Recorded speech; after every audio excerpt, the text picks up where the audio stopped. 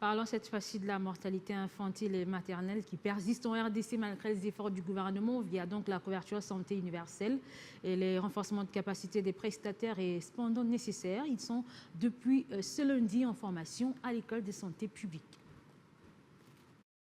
La République démocratique du Congo a des taux de mortalité maternelle, néonatale et infantile parmi les plus élevés au monde.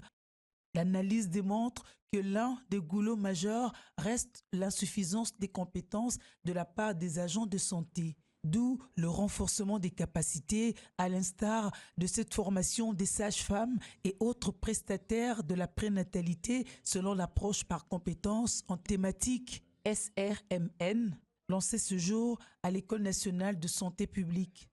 Objectif, contribuer à l'amélioration de la qualité des soins maternels et néonataux.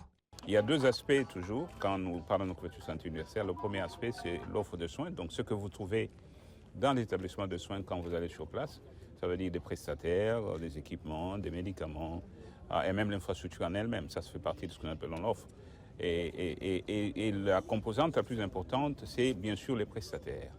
Et donc nous, ici, ce que nous voulons, c'est améliorer cette offre de soins en améliorant la qualité des prestataires et en les formant de façon adéquate. Et l'autre partie, bien sûr, c'est la protection financière. Et c'est ça dont les gens parlent le plus. Quand on parle de la gratuité, c'est beaucoup plus en rapport avec la protection financière des utilisateurs de soins qui peuvent maintenant, les femmes, ainsi que les femmes enceintes, ainsi que les nouveau-nés peuvent accéder à des soins de qualité sans dépenser un seul sou. Une initiative de l'Institut national de santé publique, un de 6 établissements créés par le chef de l'État dans le cadre de la couverture santé universelle qui a pour charge notamment la formation et la documentation.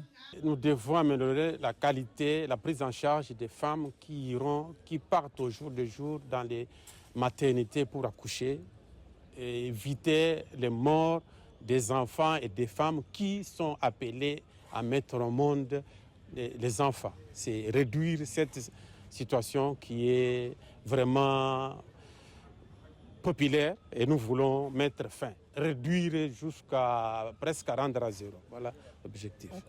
Très heureuse, la directrice du PENSER salue la part du gouvernement pour garantir le soin de qualité par la formation par compétences, particulièrement pour le soin de qualité en maternité. On forme les gens en cours d'emploi sur les compétences particulières qu'ils doivent avoir pour pouvoir donner des soins de qualité en maternité. Pour que les femmes dans notre pays ne puissent plus mourir parce qu'il est parti à l'hôpital et le prestataire de soins n'a pas pu faire ce qu'il devrait faire par manque de moyens, parce que déjà les moyens ont été donnés en amont quand son Excellence, Monsieur le chef de l'État, a lancé la couverture santé universelle, la gratuité de la maternité, et maintenant il a donné encore les moyens pour qu'on assure la formation en cours d'emploi. C'est parti pour 15 jours de formation dont les participants viennent de 35 zones de santé de la ville de Kinshasa. L'équipe des facilitateurs venus des directions des ministères de la Santé, des associations des femmes sages, des gynécologues se chargeront après la formation de l'accompagnement de ces prestataires.